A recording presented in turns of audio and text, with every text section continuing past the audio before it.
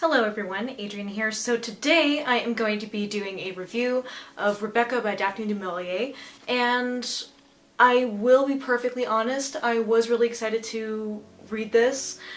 This was the inspiration for one of the storylines in the Dark Shadows series. Particularly, it's the main basis of the storyline of the 1970 parallel time storyline, which is later on in the series. So having heard that this was part of the inspiration for it, I was excited. I thought, okay, if Dan Curtis is ripping it off, it must be good. That was my thinking. On top of that, I had heard quite a bit about this book. I know that Alfred Hitchcock did adapt it into a full-length feature film, and I don't think I've actually seen the movie, so I didn't have any kind of bias from seeing the film. So now that we have that out of the way, let's get on to the meat of the story of Rebecca. So Rebecca follows the story of an unnamed narrator who is a young American girl about 22 or so, and she is a traveling companion to a wealthy American socialite from New York, and they are traveling around Monte Carlo. While they are there, they meet the brooding and mysterious Maximilian de Winter, or Maxime for short. Upon getting to know him through their interactions, the narrator discovers that Maxime is recently widowed, and has been widowed for about 3, maybe 6 months. So within about a fortnight of their interaction together in Monte Carlo, he proposes to her and she accepts. She accepts his proposal, not knowing exactly what waits in store for her in the beautiful estate on the Cornish coast called Manderley. Upon arriving, the narrator becomes familiarized with the house and is just overwhelmed by its gorgeous grandeur and the elegant gardens that have been so meticulously taken care of. However, she's also kind of put off by the house's creepy housekeeper named Mrs. Danvers. Through her interactions with her husband, the narrator becomes increasingly aware that the housekeeper was extremely attached to the former Mrs. De Winter, Rebecca. So through her interactions with Mrs. Danvers, the narrator becomes increasingly aware that Mrs. Danvers was indeed so devoted to the former Mrs. De Winter. Almost to the point where it seems that every time the new Mrs. De Winter wants to make any kind of changes to the house, or wants to establish any kind of new standing or anything like that, Mrs. Danvers has to chime in and tell her how much better the former Mrs. De Winter did. And she keeps carrying on about how everyone adored the former Mrs. De Winter, and she was the model wife, and she was so beautiful and enchanting, and everyone who met her came under her spell. And she ain't wrong. Mrs. Danvers' distaste for the narrator increases to such a degree that Mrs. Danvers actually tricks Mrs. De Winter into wearing a gown that had previously been worn by the former Mrs. De Winter at a fancy ball shortly before she passed away. And there are a lot of mysterious circumstances as to how Mrs. De Winter passed away. Supposedly, 6 months ago when she did pass away, she had gotten lost on a boat and drowned, and her body washed up ashore with several limbs missing, completely unrecognizable. Maxime, of course, was able to identify the body, and the body was buried in the family crypt. However, after a boat washes up on the Cornish coast containing a body, it raises some more suspicions about what actually happened to Rebecca. For example, did she actually drown like everyone originally thought she did? And what unravels further is a deepening and more complex mystery than the narrator could ever have imagined. So, onto my review of Rebecca.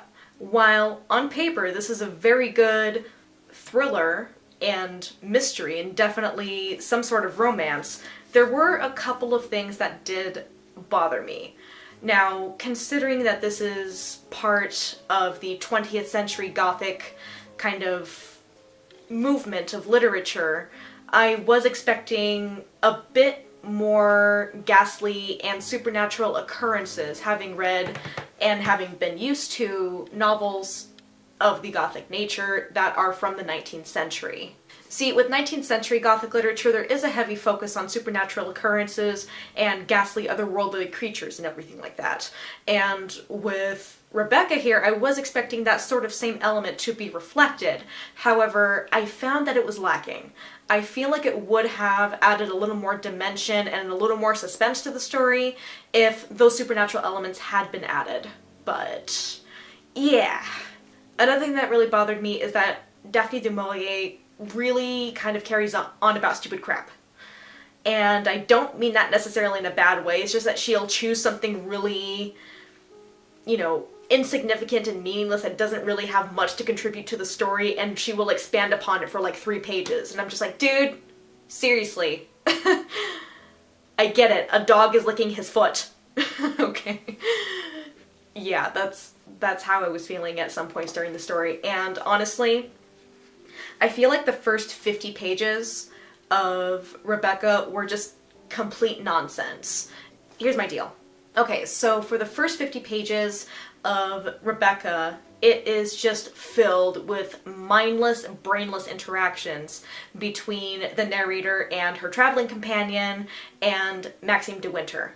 And it really didn't make much sense or really contribute to the novel that much. I feel like if it had been condensed to about 25 pages or something like that, it would have been a lot more endurable, but I honestly wanted to shoot myself in the face after reading the first 50 pages thinking, how the fuck am I gonna get through this damn book? So yes, while I did enjoy Rebecca as a story, and I really appreciated most of the aspects that it entailed, I feel like it could have been better in a couple of different ways.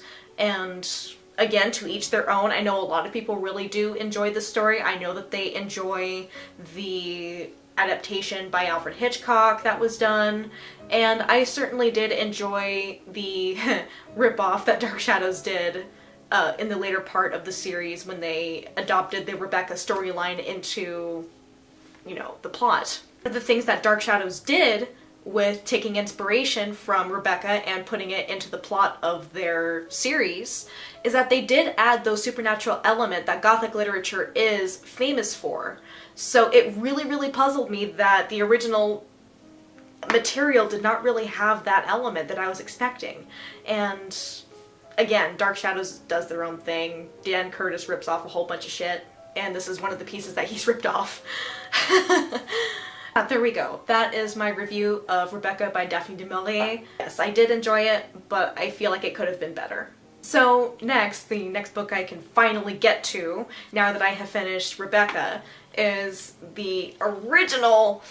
Oh god, I'm so excited. It's a collection of the original Penny Dreadfuls from the 19th century gathered into a single volume, and it was made by Barnes & Noble. I got it last time that I went to a Barnes & Noble about a month ago, and I'm so excited.